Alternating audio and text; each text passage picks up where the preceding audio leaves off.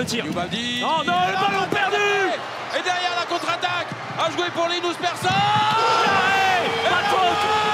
Pas de faute. De Jeff Lettens. Ils vont s'imposer les Toulousains. La nouvelle victoire de Toulouse. Bonjour à tous, bienvenue dans le débrief, l'émission de la LNH qui fait le tour de l'actualité handball en moins de 5 minutes. Gros programme cette semaine avec plusieurs matchs qui ont été très serrés. Et on commence tout de suite avec la nouvelle performance de Toulouse à domicile qui, après avoir battu le PSG, s'est imposée cette fois-ci face à Nantes 32-31. Les Nantais qui arrivaient à Toulouse après une nouvelle belle performance en Ligue des Champions, cette fois-ci du côté de Aalborg. Ils ont peut-être manqué de quelques arrêts de gardien cette fois-ci, 8 au total, pour contenir un exceptionnel Nemanja Ilić qui a inscrit 16 buts. Oui, vous entendez bien, 16 buts. Nemanja Ilić a marqué la moitié des buts de son équipe. Alors, une fin de match passionnante, puisque Toulouse, d'un côté, a eu la balle du +2, puis finalement Nantes, le ballon d'égalisation, mais après un dernier arrêt de Jeff Lettens, score final 32-31, on écoute l'un des hommes forts donc de cette soirée, Nemanja Ilić. Contre une équipe comme ça, il faut être impeccable dans tous les domaines. Donc, et voilà, on a réussi avec le public, on a réussi d'être quasiment parfait dès le début jusqu'au bout. Et il n'y a que comme ça qu'on peut arriver contre des équipes comme ça. Toulouse reste invaincu donc à domicile, c'est plus compliqué à l'extérieur. Leur prochain match, ce sera à Istres. Alors à quoi peut se jouer une victoire? Élément de réponse avec Jeff Lettens. Ouais, je pense que c'est un bouton mental qu'il faut switcher parce que pour l'instant on n'arrive pas encore trop, mais cette victoire à la maison ça donne confiance en tout cas et j'espère que maintenant qu'on arrive à enchaîner parce que ça peut gâcher un peu notre saison, ce qu'on fait en ce moment, on arrive à battre les gros chez nous, maintenant il faut enchaîner à l'extérieur. Autre belle performance sur le même score, 32-31, c'est la victoire de Dunkerque face à Cesson. Ça se sera joué à très peu de choses entre ces deux équipes, dont les points forts sont bien souvent la défense très compacte et les gardiens de but. Et à ce jeu-là, il n'y a pas eu photo. 18 arrêts pour Samir Belhassen contre 4 pour Arnaud Tabaran.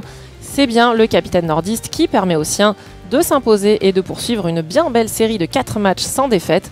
On écoute donc Samir Belhassen. Cette année, on va chercher des ressources très loin. On se l'est dit avant le match, contre Cesson, c'est toujours des gros combats. C'est pas des matchs faciles, c'est deux équipes identiques défensivement qui défendent très bien. Et là, c'est au mental. Et cette équipe, elle le prouve chaque semaine en ce moment. Je suis super content parce que c'est des putains de combats à chaque match. Et un gros mental, et on le démontre et ça fait vraiment plaisir. Et enfin, gros choc du côté du Parnasse où l'USAM recevait le PAUC.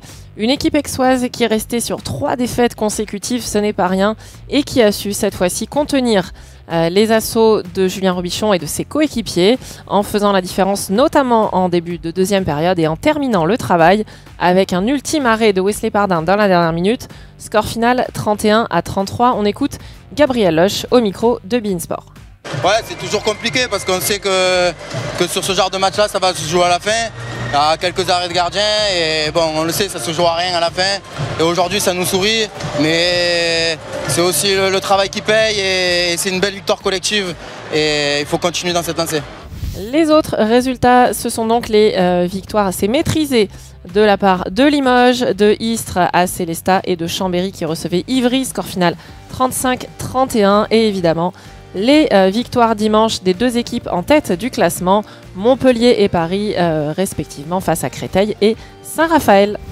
Au niveau du classement, eh bien, Nantes perd la tête au profit de Paris et Montpellier justement. Chambéry rejoint Cesson à la 4e place et Toulouse et Dunkerque se rapprochent. En bas de classement, c'est compliqué toujours pour Célestat qui n'a pas le moindre point. En Pro League, regardez la principale performance et surprise est à mettre au crédit de Valence qui s'impose 33-30 face à Bordeaux. En haut du classement, ça gagne pour Ponto, pour Tremblay et pour Dijon. Ça gagne aussi pour Saran qui se déplaçait à Sarrebourg, victoire 30-26. Au classement général, regardez, l'écart se creuse entre la 4e et la 5e place. Mais tout reste possible toujours pour Caen, pour Bordeaux, pour Frontignan ou pour Sarrebourg. Je vous rappelle que les places 3, 4, 5 et 6 disputeront les playoffs en bas de classement. Grâce à sa victoire, Valence n'est plus relégable. Le programme de cette 12e journée, regardez, ça commencera jeudi soir avec le match entre Limoges et Chambéry à suivre à 20h sur Handball TV. Le lendemain, à 20h également, on enchaîne avec Montpellier-Dunkerque sur beIN Sport. Le samedi, Cesson-Aix et le dimanche, Nantes-Célestat. Beau programme pour votre week-end. Le programme de la Pro League, regardez, ce sera un choc vendredi à 20h30 entre Ponto et Saran. Dans le même temps, on aura un match diffusé sur Handball TV. Ce sera entre Tremblay et Villeurbanne. Voilà, vous savez tout. Je vous souhaite une très bonne semaine et je vous retrouve la semaine prochaine. Salut!